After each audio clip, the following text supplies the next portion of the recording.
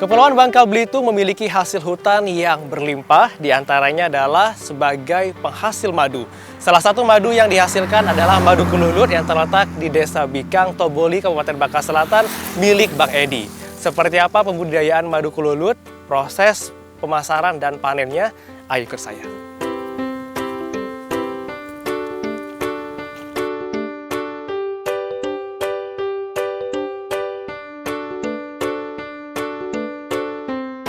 Madu kelulut memiliki potensi yang besar untuk dikembangkan.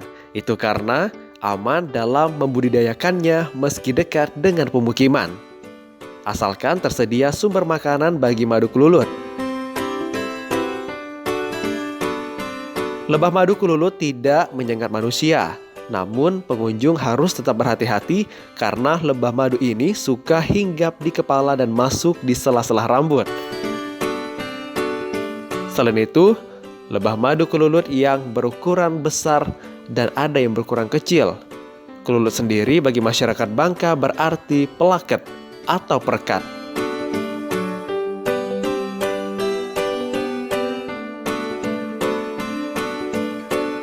Di Bangka Selatan, mereka yang membudidayakan madu kelulut belum terlalu ramai. Ada beberapa daerah yang sudah melakukannya, seperti di Desa Bikang, Kecamatan Toboli, Kabupaten Bangka Selatan.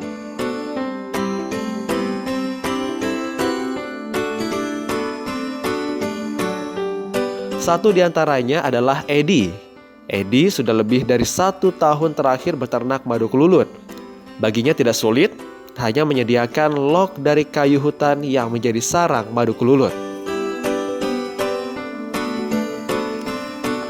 Selamat siang, Bang Edi. Ya, siang. Saya Virgi dari TVRI. Ya.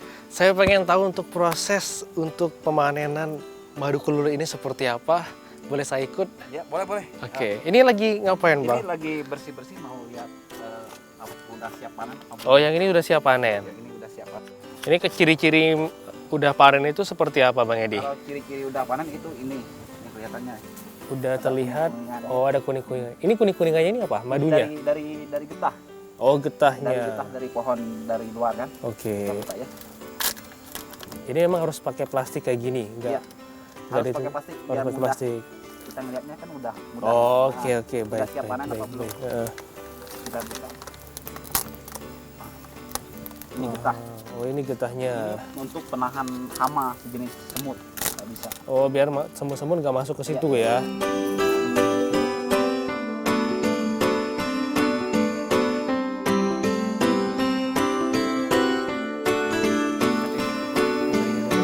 Ini jenis madunya madu apa, Bang? Kalau jenis bunganya sekarang ini bunga karet. Bunga karet. Nah, ya tergantung dari jenis bunga. Oke.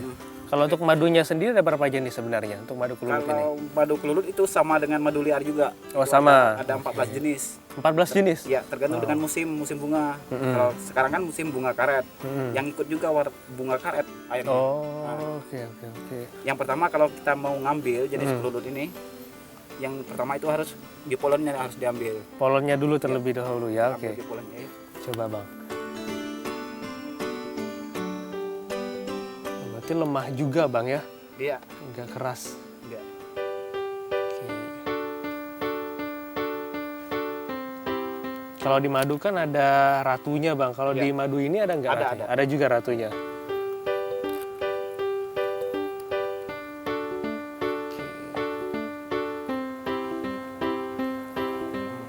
Nah, ini polonnya. Oh, ini bepolennya. Rasanya asam.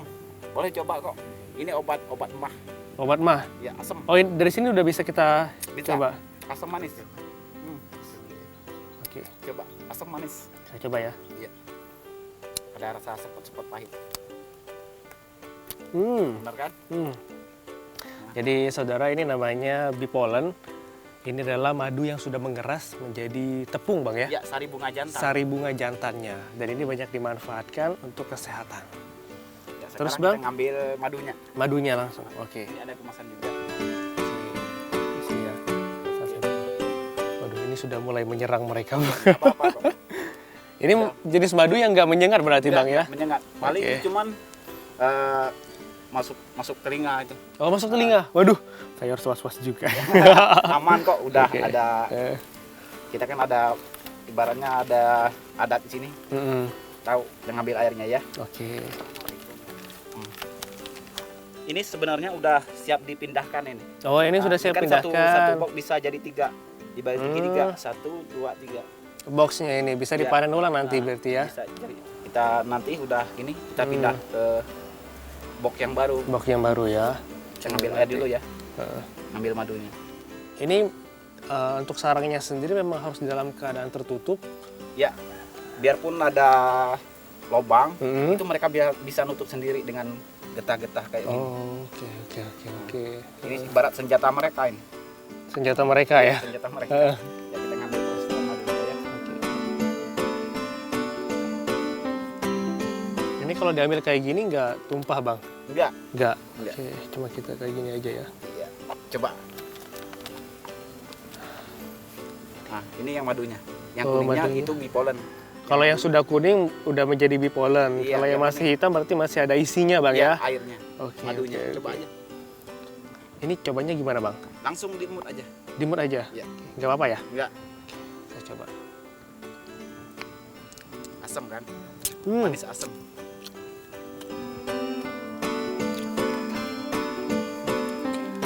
Ayo Bang, panen lagi Bang. Lagi ya.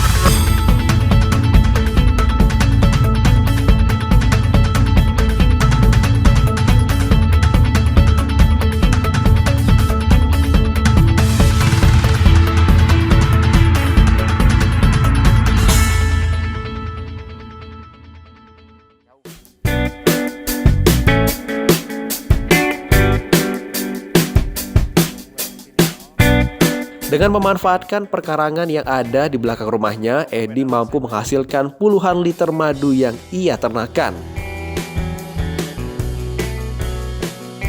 Kotak untuk setiap koloni Edi buat sendiri. Posisinya disusun berjejer atau berkelompok agar kawanannya bisa lebih banyak.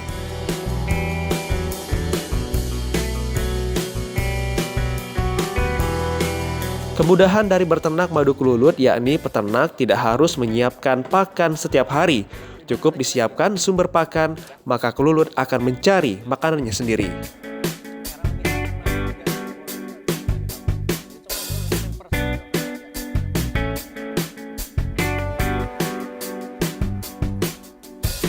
Nah Bang Edi, untuk usaha madu kelulutnya lah berapa lama di Bangka Selatan? Kalau madu kelulut ini baru-baru ini paling sekitar 1 tahun. Oh baru 1 tahun. Sebelum-sebelumnya? Sebelum-sebelumnya kita menggunakan madu liar. Oh madu liar. Karena terbatasnya stok, jadi kita usul ke dinas gimana cara supaya madu saya itu, madu pemiling madu itu stoknya ada terus. Ada terus. Iya. Oke. Karena madu liar stoknya mungkin kan terbatas ya. Tergantung musim ya. Tergantung musim benar. Akhirnya kepikir lihat di TV-TV di YouTube yang budidaya ternak lebah kelanceng gitu. Oh, lebah kelanceng ini lebah namanya. kelanceng. Jadi kita minta ke orang dinas, minta di pelatihan ke luar kota. Nah kalau untuk lebahnya itu sendiri tadi Abang kan bilang ada 14 jenis. Iya, ada 14 jenis. Nah berarti untuk rasa madunya pun bermacam-macam ini? Iya, ada 14 jenis. Ada yang asam sepet, yang manis, yang pahit, yang tawar gitu. Nah, yang membedakan madu liar dengan madu kelulut ini apa Bang? Kalau madu kelulut liar juga ada, misalkan di dalam hutan ya, lebih ganas daripada yang udah diternak kayak gini. Oh lebih ganas? Lebih ganas, malahan mereka menyerang mata. Oh menyerang mata. Kalau yang udah diternak kan udah biasa bertemu dengan manusia. Familiar ya dengan kita ya. Oke. Kalau dari segi khasiatnya Bang? Kalau khasiatnya itu lebih, ibaratnya lebih banyak khasiatnya daripada madu biasa. Kalau jenis kelanceng. Kalau yang jenis kelanceng ini. Tapi yang nomor satunya kalau di Bangka yang pasti ya madu pelawan. Madu pelawan ya? Iya, yang nomor 1. Ibaratnya kalau 10, kalau poinnya 10, madu pelawan 10, kalau madu ini 9. 9. Nah, kalau madu manis cuma 5. Nah, kalau untuk dari segi pembudidayaan sendiri, tantangan yang masih dihadapi itu apa Bang? Kalau jenis ini tantangannya sih nggak ada, paling cuman semut sama tupai. Semut sama tupai, oh Iya, yang sedang mencari ini. Tapi kalau semut itu yang perlu kita awasi itu cuma 2 hari. 2 hari. Nah, Oke. setelah dari pemindahan dari hutan. Oh ini dari sebelumnya berarti dimasuk ke dalam hutan dulu? Iya, masukkan dalam hutan dulu. Oke. Berapa lama Bang dalam hutannya? Dalam hutan itu 1 hari. 1 hari, baru Setelah dibawa ke pemindahan sini. ratu kan dalam kotak tutup kayak gini, mereka itu masuk Masuk. satu. Oke, mereka masuknya kalau saya lihat ini tertutup semua. Iya, ini baru ini. Oh yang ini Ini baru. baru 2 hari. Makanya mereka ini tutup. Oh tutup. Nutup sendiri. Oh nutup sendiri. Iya. Nah, nanti sekitar 3 hari atau 4 hari baru mereka buka sendiri. Baru mereka mereka buka. ibaratnya apa ya? Untuk Keluar masuknya ya. gitu. Oke. Dan untuk proses dia menjadi seperti ini berapa lama? Proses yang seperti ini tergantung musim. Tergantung musim juga. Kalau yang Iya. musim seperti sekarang kan musim kemarau, itu 3 bulan siap panen. 3 bulan siap panen. Siap Oke. panen. Siap stupnya bisa mencapai 400 mili. 400 mili untuk satu tabung ini. Iya. Oke. Kalau yang bipolarnya malahan lebih banyak, itu sampai setengah kilo. Setengah kilo kalau bipolarnya ini.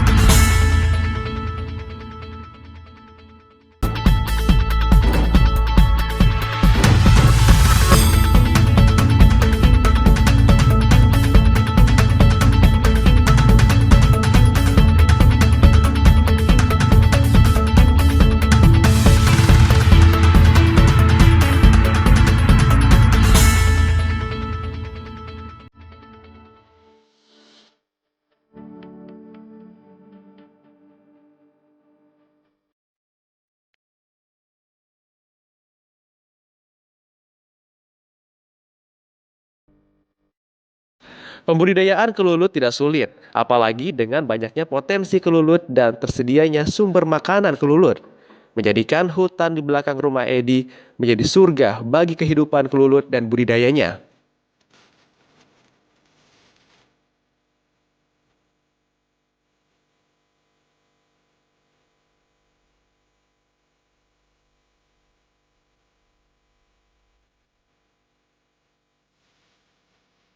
Agar kelulut bisa bersarang, perlu dibuat tempat terlebih dahulu. Bahannya dari kayu berbentuk kotak dengan panjang 60 cm dan lebar 30 cm. Setelah itu dibuat, barulah bisa dilakukan pemindahan sarangnya.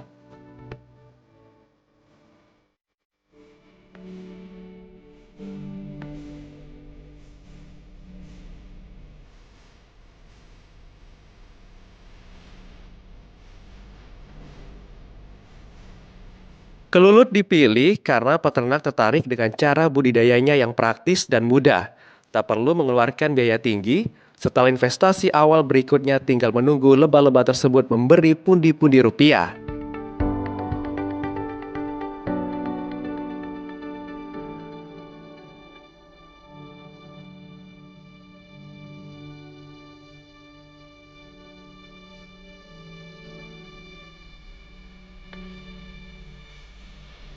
Misalnya apis cerana, kadang meski digembalakan dengan berpindah dari satu area ke area lain untuk mengejar sumber makanan.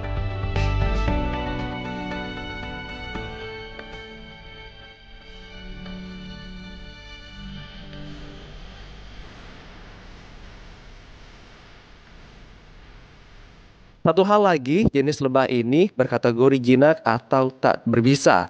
sehingga tak perlu khawatir sengatannya membuat semaput.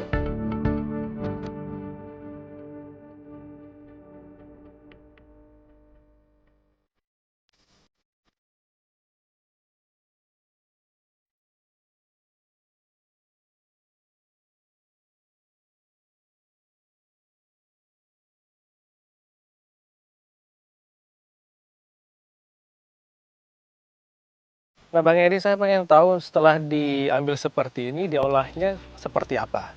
Kamu mau tahu diolahnya? Hmm. Baik, kita ke rumah aja. Oke. Soalnya kan nggak ada alat. Siap, Bang. Oke. Yuk.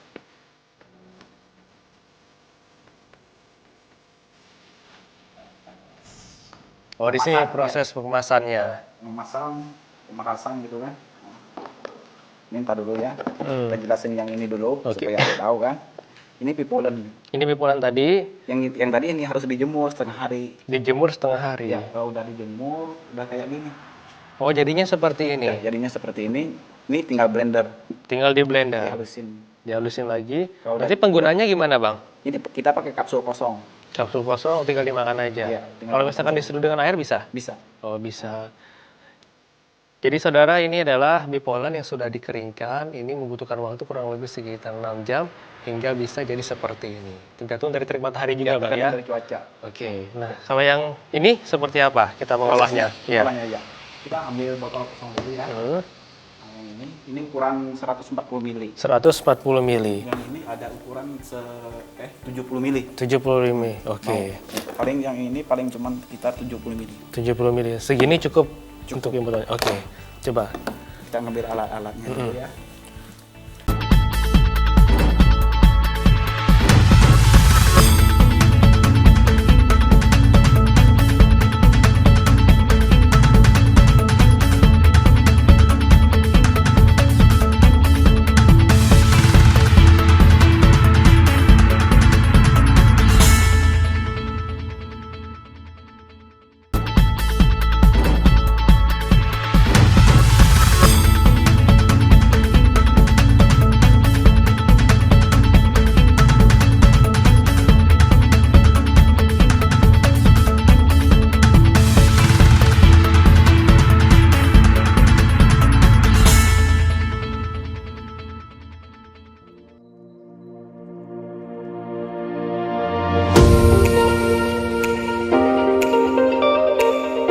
Madu kelulut yang dibudidayakan oleh Edi ini diberi label Madu Family. Variasi rasa yang dihasilkan yakni madu pahit dan madu manis, sesuai dengan sumber asupan makanan madu.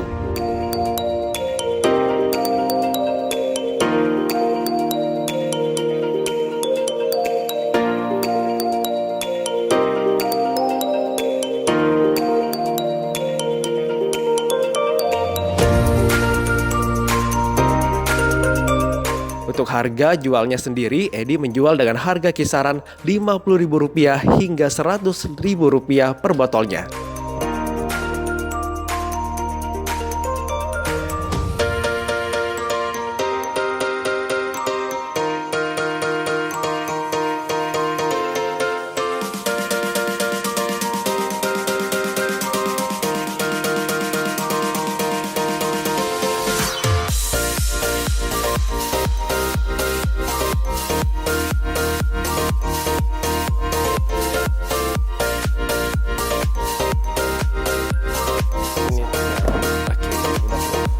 Nah pemirsa, ini madu kelanceng atau madu kelulut yang sudah siap dipasarkan dan diperjualbelikan. Kalau segini berapa, Bang?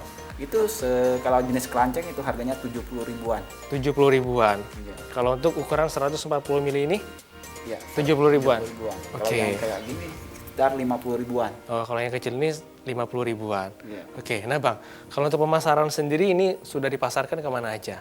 Kalau kita udah pasarnya keluar. Udah keluar? Brunei, Malaysia. Oh, sudah keluar negeri? Iya, iya. Kita kan jual online juga. Jual online juga. Berarti kalau di Bangka Belitung sudah masuk ke toko oleh-oleh semua? Udah, dari minimarket, apotek kita udah masuk. Udah semua ya.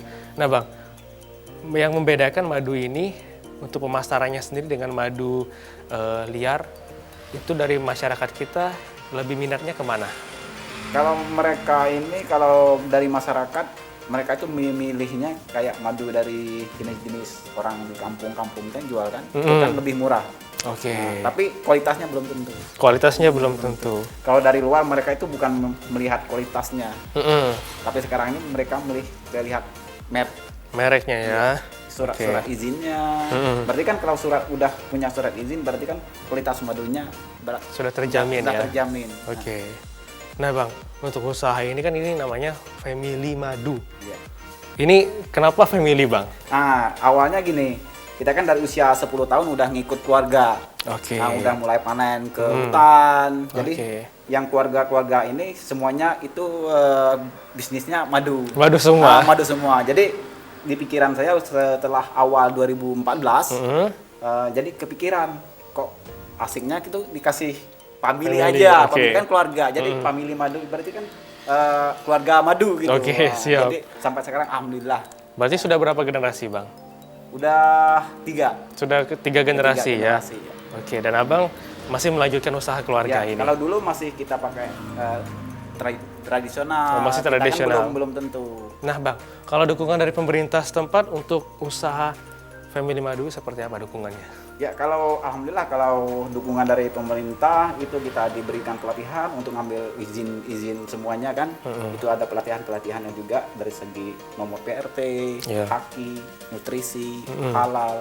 Itu mereka yang memfasilitasi. Nah, cuman kita ngikut doang. Ikut doang, oke. Tapi alhamdulillah dengan ada fasilitasi itu madu kita naik harganya. Naik harganya? Iya, lebih dipercaya orang gitu. Oke, nah kalau dari segi kendala bang, yang masih dihadapi untuk proses pemasaran madu family ini? Kalau masalah sekarang ini, kalau masalah pemasaran itu terkendala dengan stok. Stok, oke, Iya, baik. terkendala dengan stok. Karena minatnya banyak. Minat madu ini banyak? Iya, Wow. stoknya terbatas. Nah biasanya kalau madu ini bulan-bulan apa bang yang bisa menghasilkan banyak?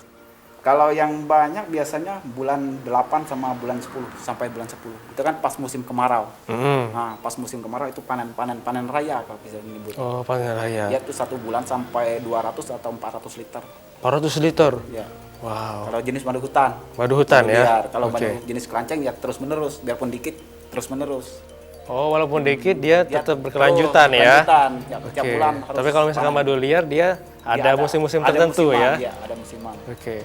Nah pemirsa, ini adalah usaha UMKM yang ada di Toboli, Kabupaten Bangka Selatan. Dan semoga bisa menginspirasi desa-desa lainnya yang ada di Bangka Belitung. Dan jangan lupa tetap saksikan Desaku hanya di TVRI Bangka Belitung.